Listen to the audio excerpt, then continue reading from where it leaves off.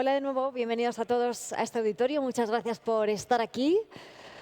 Con todos los contenidos que hay, siempre los ponentes agradecen mucho que les elijáis, que elijáis este auditorio en este Cyberworld 2025. Pues avanzamos y en esta ocasión vamos a hablar de inteligencia artificial también, pero le vamos a dar un giro. Vamos a hablar de un tema nuevo, un tema fresco que no se ha puesto todavía sobre la mesa ni sobre el escenario de este Cyberworld.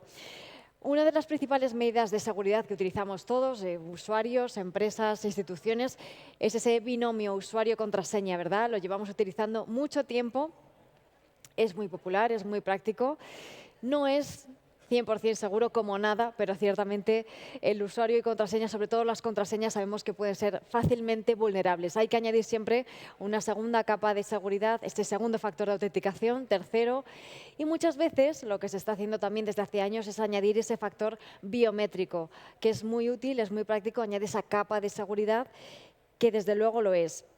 Pero, aunque la biometría ha sido clave en los últimos años en este sentido, está siendo amenazada también, como no podía ser de otra manera, ¿no? En este caso vamos a hablar cómo está siendo amenazada con técnicas de deepfake. ¿Cómo lo hacen? Están amenazando a nuestra identidad digital y están amenazando a estas técnicas de seguridad.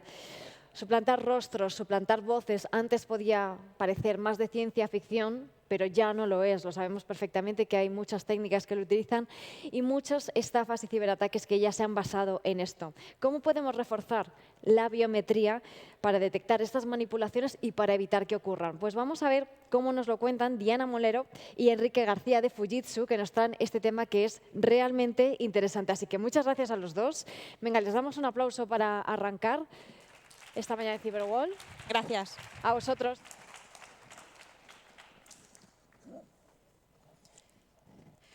Buenos días y, en primer lugar, gracias a Policía Nacional y a todos los organizadores del Congreso Cyberworld por darnos la oportunidad de compartir este ratito con vosotros. Bueno, pues nos vamos a presentar.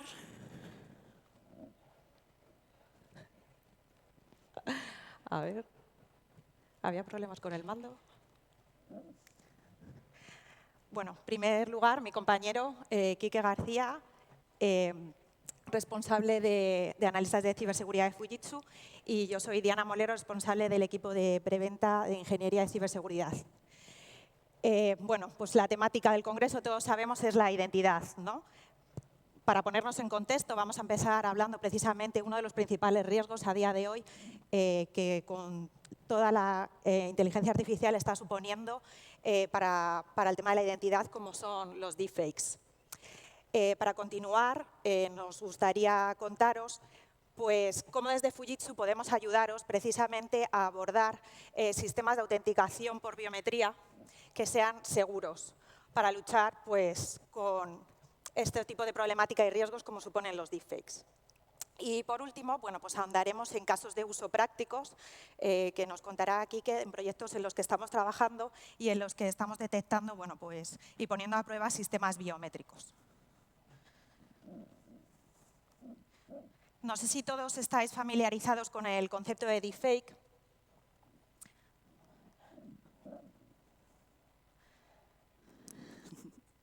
Bueno, pues los deepfakes, al final, el concepto viene de la unión de dos palabras en inglés, deep y fake. Deep de aprendizaje y profundo y fake de error. Al final, este conjunto de palabras lo que une es la inteligencia artificial con métodos manipulados. Para manipular bueno, pues todo tipo de contenido, como tipo de imágenes, voz y vídeos, incluso, como ya está ocurriendo, vídeos en tiempo real.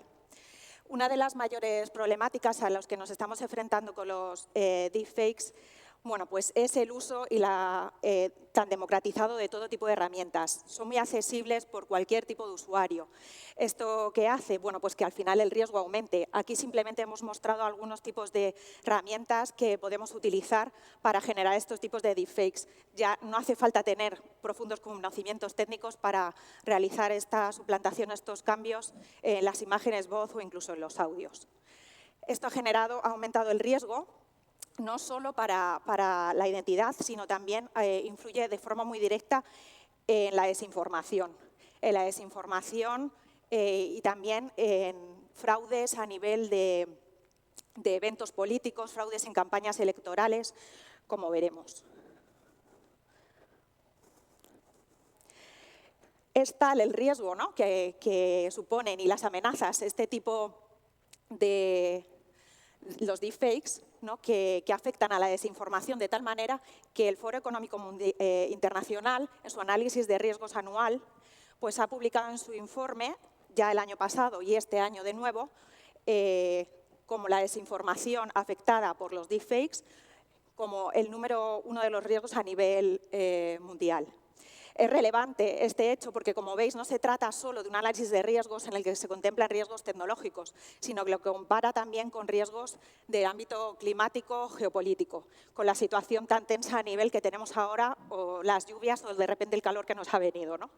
Bueno, pues ponerlo de relevancia que se considera la desinformación uno de los mayores riesgos y entre ellos una de las problemáticas debido al uso de deepfakes. Ante esta situación, bueno, pues dentro del ISMS Forum, una organización de ciberseguridad en la que colaboro desde Fujitsu, bueno, pues nos planteamos que era interesante hacer un estudio más en detalle de los deepfakes y un observatorio de análisis de los principales casos que habían ocurrido durante el 2024. No va a dar tiempo a que revisemos todos ellos, pero bueno, tenemos el informe, ahí está el enlace, es público, de acceso en la web de ISMS Forum, por si queréis profundizar en este estudio sobre deepfakes, herramientas para poder detectarlos y profundizar en los casos que voy a comentar ahora.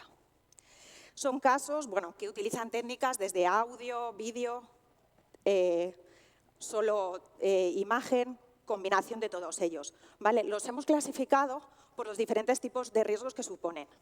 El primero de ellos, asociado a lo que veníamos hablando, bueno, pues es la desinformación. No sé si conocéis este caso ya, ocurrió el año pasado durante la campaña electoral en Estados Unidos.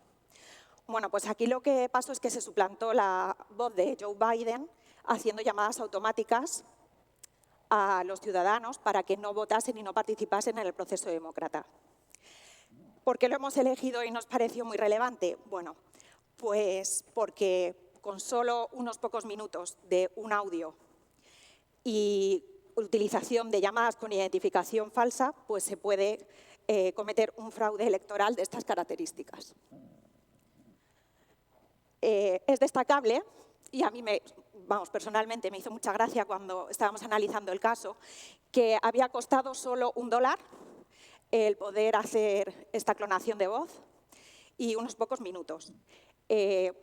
Un contrincante en la campaña de Biden lo que hizo fue que contrató a un vago que tenía estas habilidades y consiguió realizar este deepfake. También es interesante este caso por la multa que recibieron tanto el consultor político que encargó dicho deepfake, que fue multado con $6 millones, y también condenado a delitos de fraude electoral y suplantación de identidad. Y también lo interesante aquí es que el medio a través del que se comunicó el fraude, que fue una compañía de telecomunicaciones, pues también fue multada. ¿Por qué? Pues porque había permitido hacer llamadas con identificación falsa, ¿no? Entonces, bueno, pues nos pone en situación ya que no solo el que comete o el que hace el deepfake tiene la culpa, sino también los medios o las redes sociales a través de las que se propaga. Vale.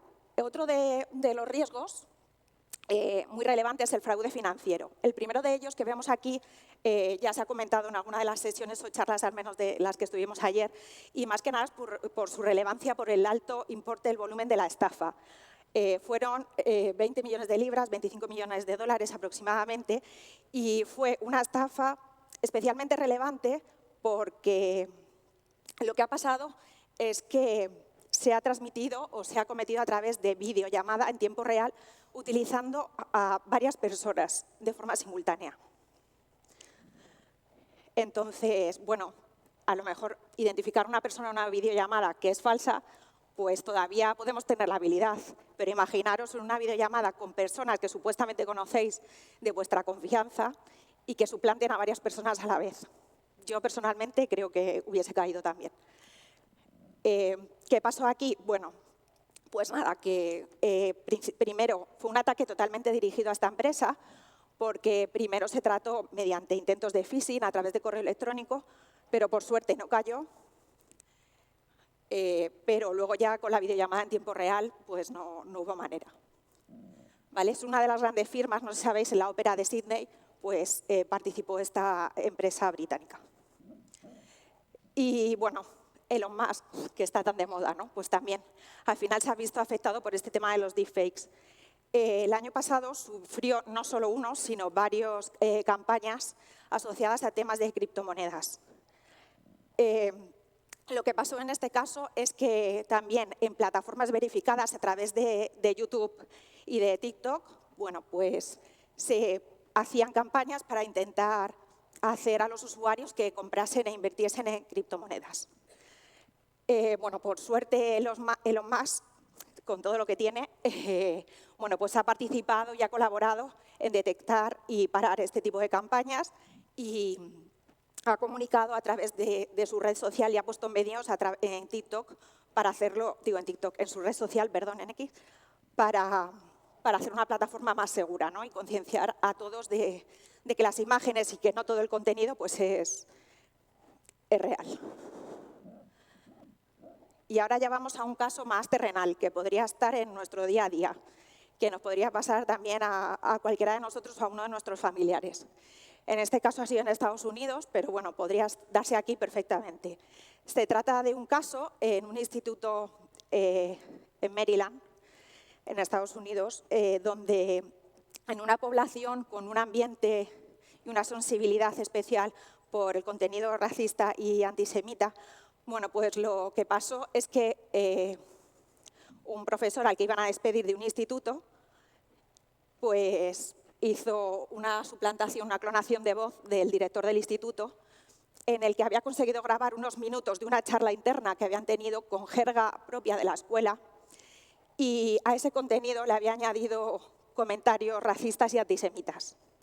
Cuando se distribuyó este material, el director del colegio empezó a recibir amenazas de muerte y todo tipo de amenazas, ¿no? Por la situación y la sensibilidad que había en esa comunidad.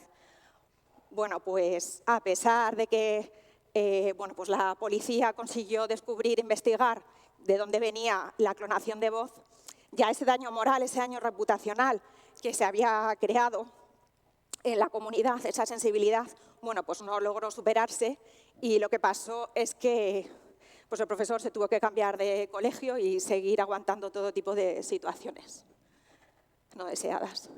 Y por último, este caso, no sé si lo sabéis, ya no es tanto directo a la persona, pero bueno, va asociado también a la recopilación de imágenes no solo de gente famosa, sino de pues, la exposición que ponemos de nosotros mismos o de nuestros hijos en redes sociales. Bueno, pues ese tipo de imágenes pueden ser capturadas y al final utilizadas para ser suplantadas y reemplazadas en otros cuerpos y generar contenido pornográfico.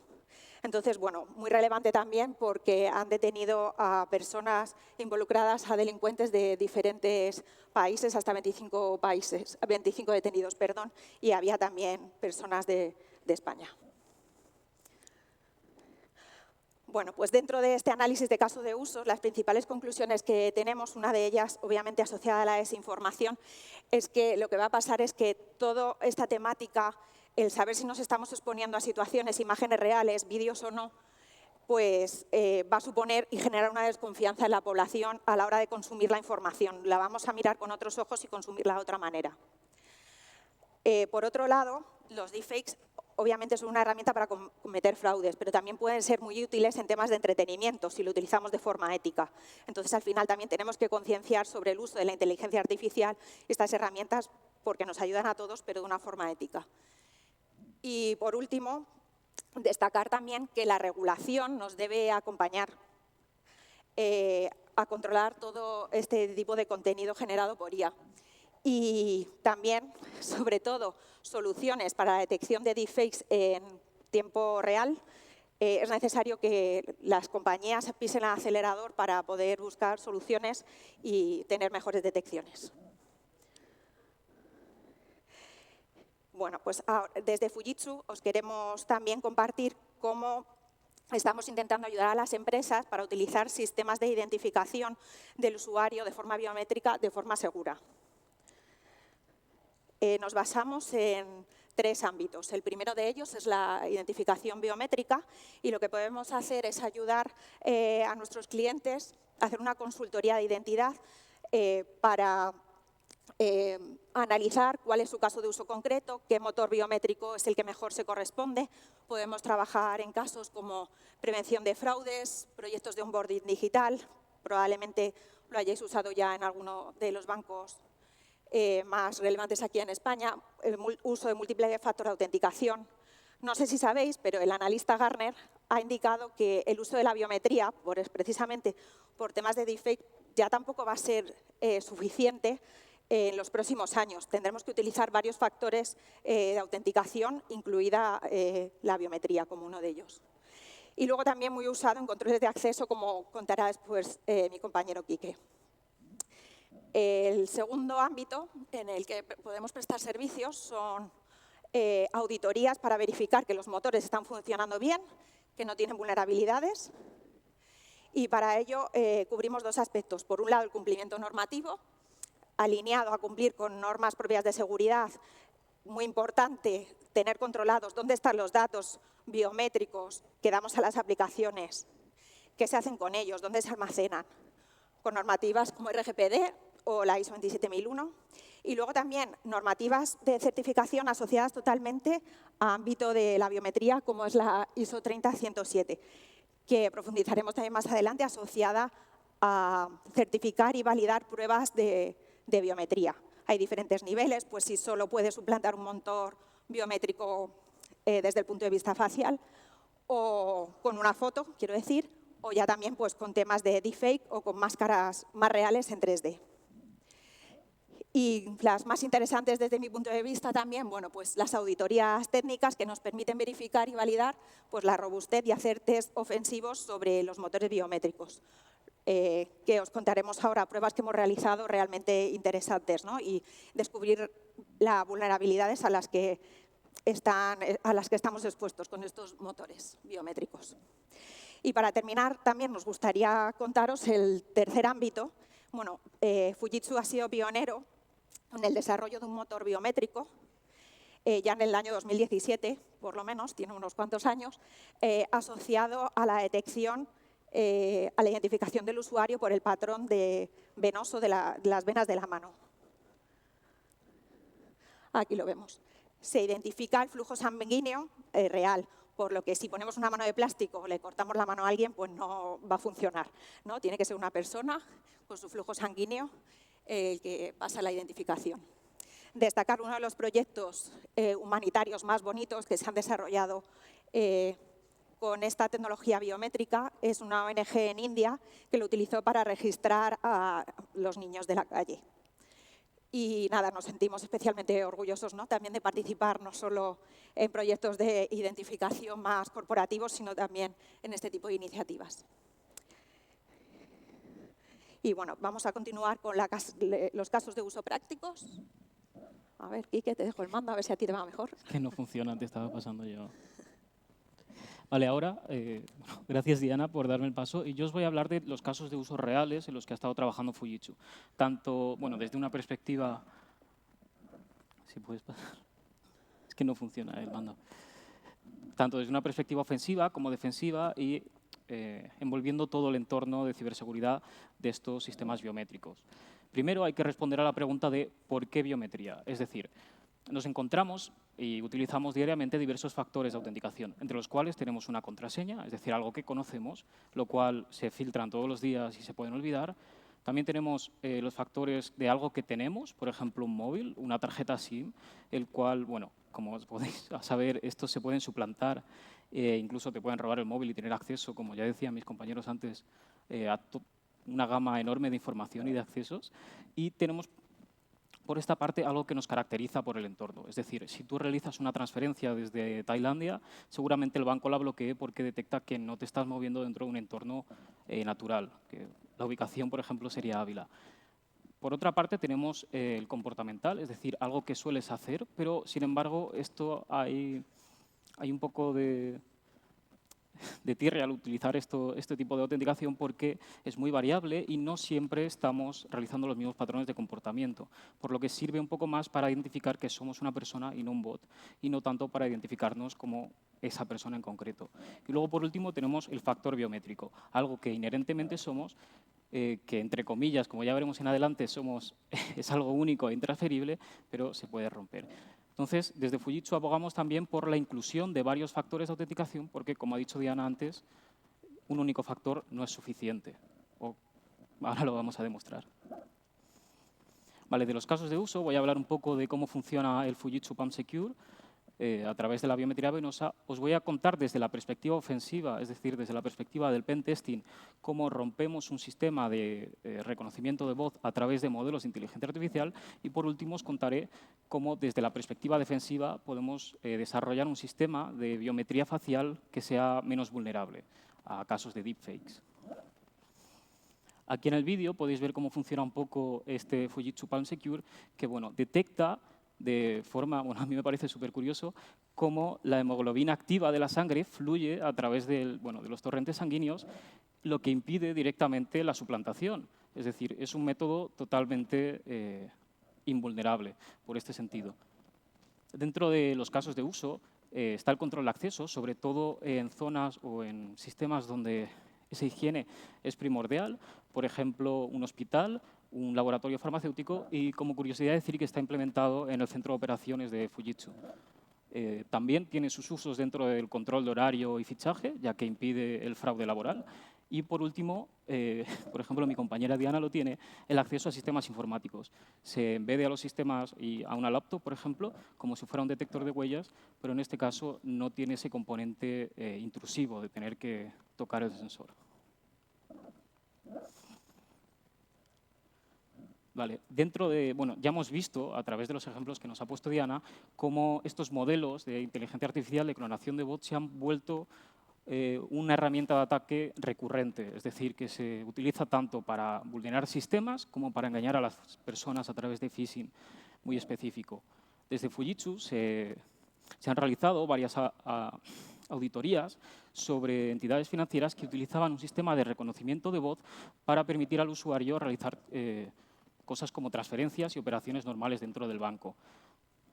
Este es el caso que vamos a comentar. Dentro del panorama normal de la audiometría de voz, vemos primero el polo del atacante, que a través de ciertas muestras de audio, normalmente son robados, por ejemplo, audios de WhatsApp, una conferencia en YouTube del Cyberwall, por ejemplo, el atacante entrena un modelo de inteligencia artificial con el que intenta vulnerar un sistema de reconocimiento biométrico. Este sistema de reconocimiento biométrico puede ser tanto un humano, al final somos máquinas biológicas de reconocimiento de patrones, o un sistema, es decir, un modelo de inteligencia artificial entrenado directamente para reconocer a las personas de forma automática. Vale. Hablando primero de este modelo, el modelo de los buenos, de los defensores, se basa en dos partes muy diferenciadas. Primero el enrollment, donde a través de ciertas muestras de audio obtenemos todas las características de la prosodia, es decir, la voz se compone de timbre, tono, entonación, incluso acento, y a través de esa extracción de características, de ese vector de características, se crea una huella digital única que más tarde utilizaremos para la fase de verificación. Es decir, comparamos una nueva muestra con la ya registrada en el cliente y el usuario, y a partir de ahí se crea un veredicto del modelo. Es decir, con cierto grado de confianza y una probabilidad de que la persona sea la misma que se está intentando autenticar, que se registró anteriormente. Luego, por parte del modelo del atacante, el modelo de clonación de voz funciona de una forma similar, pero esta vez tomamos dos inputs. La voz de la víctima, es decir, un audio robado de WhatsApp, y, por otra parte, el texto. Este texto, ya puede ser palabras malsonantes o lo que queramos hacer con el ataque, pero en nuestro caso es una contraseña que los usuarios tenían que decir frente al sistema de reconocimiento. Mediante capas de atención, de forma similar a cómo funciona un modelo de lenguaje neuronal, se crea una síntesis de voz que resulta en el espectrograma de Mel. Este espectrograma de Mel, no hace falta explicarlo, pero muestra tanto a nivel frecuencial, potencial y temporal cómo escuchamos los humanos ese audio. Este espectrograma se pasa a un modelo vocoder, a un componente que pasa ese espectrograma a un audio reproducible que imita la voz de esa persona diciendo el texto que le hemos indicado. Ahora la pregunta que cabe responder: ¿cómo de buenos son estos modelos? Es decir, ¿podemos engañar a alguien? ¿Nos podemos engañar a nosotros mismos o a otro sistema? Pues aquí a mi izquierda podéis ver el espectrograma real de mi voz diciendo una contraseña. Y a la derecha podéis ver el espectrograma de mi voz clonada. Como podéis ver, las diferencias son mínimas. Es cierto que en uno hay un poco de ruido y en el clonado no, pero esto se puede añadir artificialmente. Y si computamos estas distancias, como lo haría un modelo, como un sistema de reconocimiento de voz, vemos como las distancias del coseno es aproximadamente 0. ¿Qué quiere decir esto? Que nos encontramos ante dos muestras computacionalmente idénticas, que pertenecen a la misma persona. Vale. Desde Fujitsu, bueno, no nos quedamos ahí, solo los resultados teóricos, y como hemos dicho, se realiza este trabajo de campo de probarlo contra un sistema ya en producción, un sistema que se utiliza diariamente por distintos usuarios.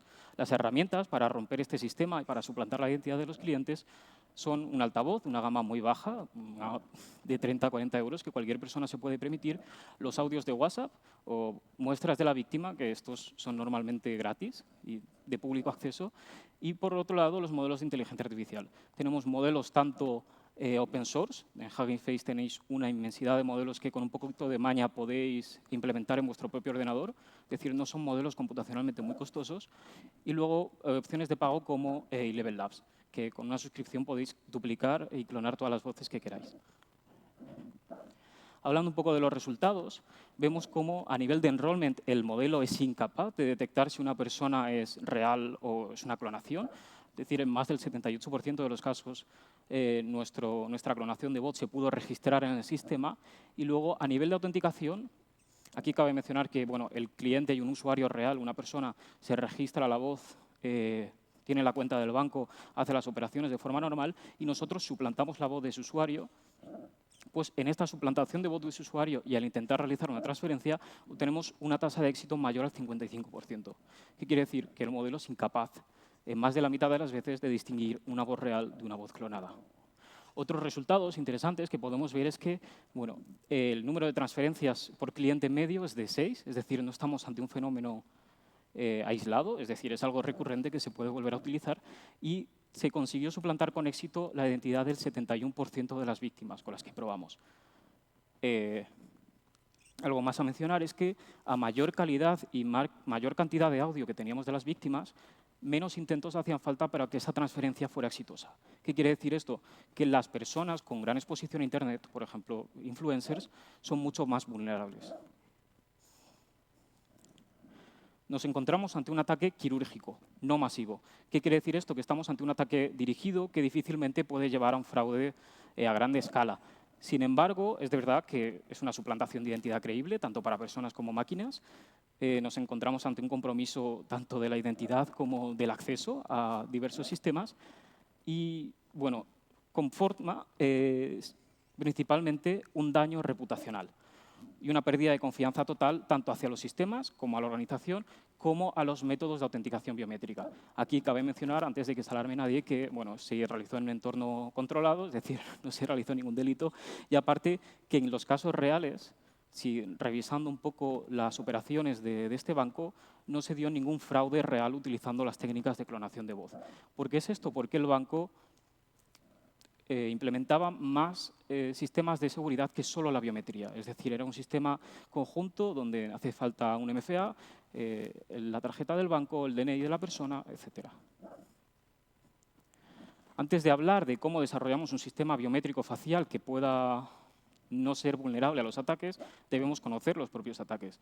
Tenemos dos tipos de ataques, principalmente dentro de estos sistemas biométricos. Un ataque de presentación, donde no se vulnera el sistema, sino que simplemente se le presenta una prueba falsa, una foto, te pones una máscara que intenta imitar a una persona, pero no funciona muy bien, o simplemente le pones un vídeo en loop delante de la cámara para que el sensor y el modelo crean que ese es el input real, pero esto no suele funcionar muy bien. Luego, como ataque más sofisticado, tenemos unos ataques de inyección que, para resumirlo mucho, y como veis es un poco complejo y hay varias técnicas y varios vectores, pero se basa principalmente en engañar al modelo de inteligencia artificial y a todo el sistema para que en vez de coger el input de la cámara, coja el input que nosotros le pongamos, que en este caso podría ser, por ejemplo, un renderizado 3D, un face swap o, más comúnmente, un deepfake.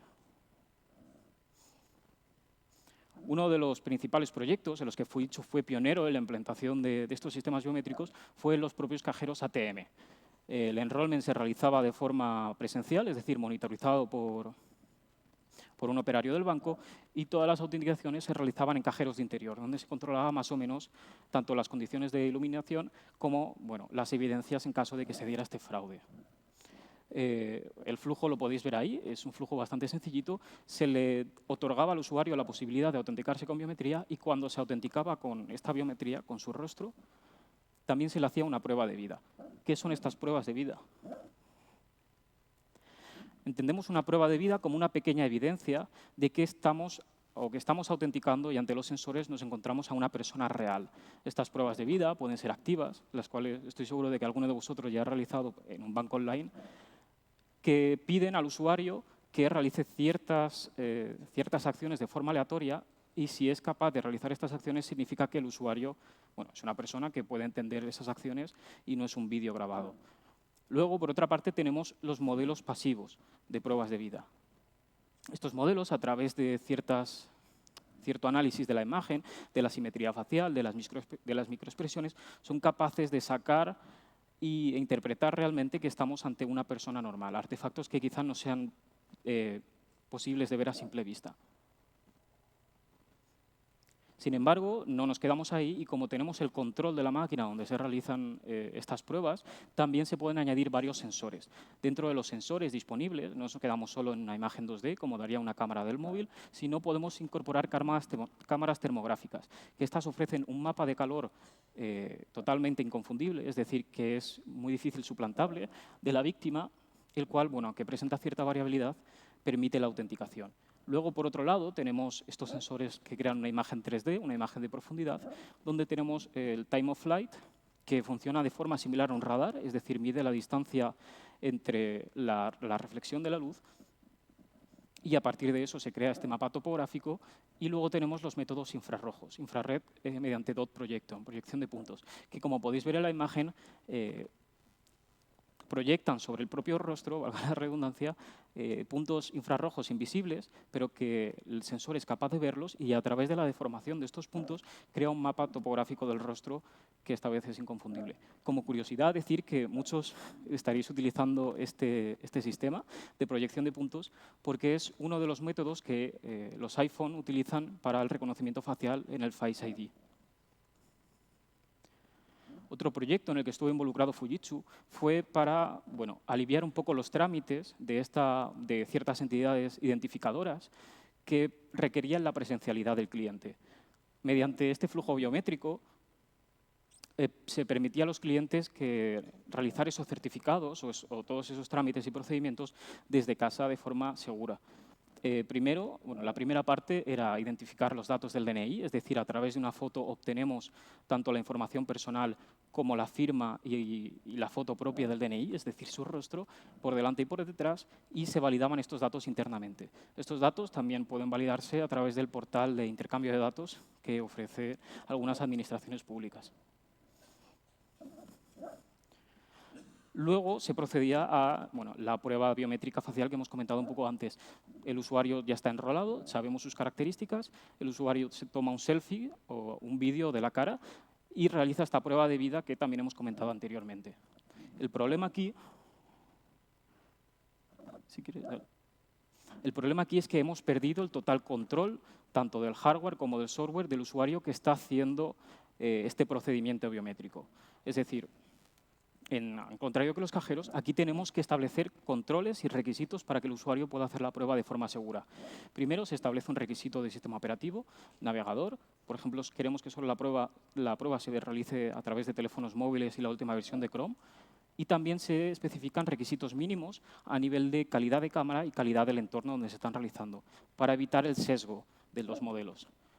Debemos asegurarnos principalmente de que estamos ante un hardware físico y real, es decir, que no se está manipulando mediante el uso de máquinas virtuales o el BlueStack, por ejemplo, que puede emular Android.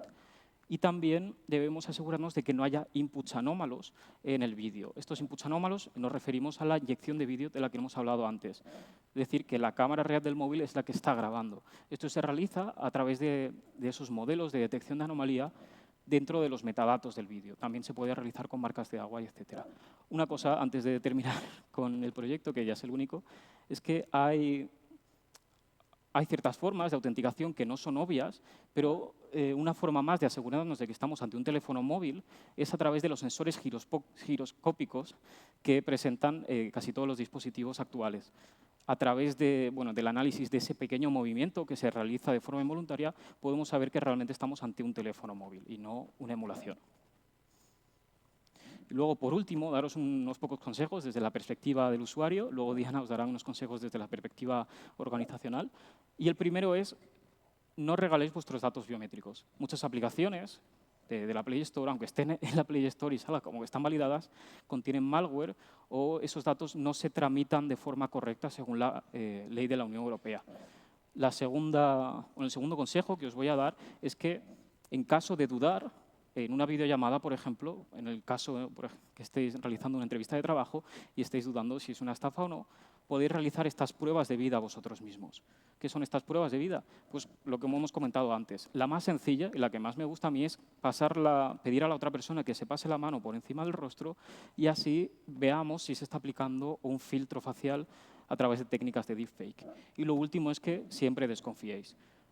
Y nos fijemos en los detalles. Esos detalles son pequeños artefactos que generan las imágenes artificiales, por ejemplo, la falta de parpadeo, la iluminación consistente en toda la imagen, que eso es muy raro, y pequeñas pistas que nos pueden dar de que no estamos ante una imagen real o hacia una persona que es quien de verdad dice ser. Nada, por último, recordar, ¿no? Como ya os hemos comentado, para las empresas, pues verificar que están utilizando motores biométricos certificados y probados con pruebas de autenticación y de presentación, frente a ataques de presentación, certificados bajo la norma ISO 30107. Y lo más importante que consideramos que hay que poner a prueba nuestros motores biométricos que usemos, no solo previo al paso a producción, sino como hemos visto, los deepfakes, todo el tema asociado a inteligencia artificial va evolucionando, va mejorando las técnicas día a día. Hay que someter nuestros motores biométricos a pruebas de forma periódica para verificar que estamos ofreciendo servicios de identificación de forma segura. Nada, esto es todo. Muchas gracias por acompañarnos. Esperamos que os haya gustado. Gracias. Si ha terminado. ¿Vale?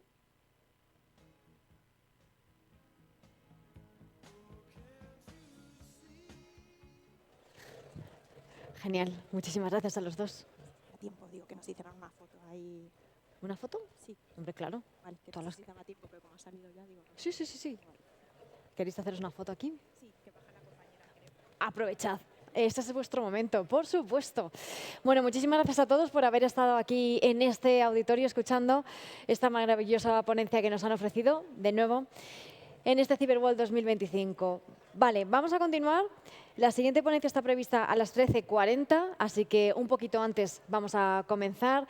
Empezaré dando la bienvenida y a las 13:40 va a dar lugar la ponencia de Víctor Jiménez de Huawei, que estaba hablando con él, que es la tercera vez que viene ya a este auditorio de Cyberworld y cada año nos sorprende con un tema nuevo. Este año no os lo perdáis porque va a contarnos cómo podemos proteger y asegurar las redes Wi-Fi, en concreto Wi-Fi 7, y va a ser tremendamente interesante. No os lo perdáis. Venga, os espero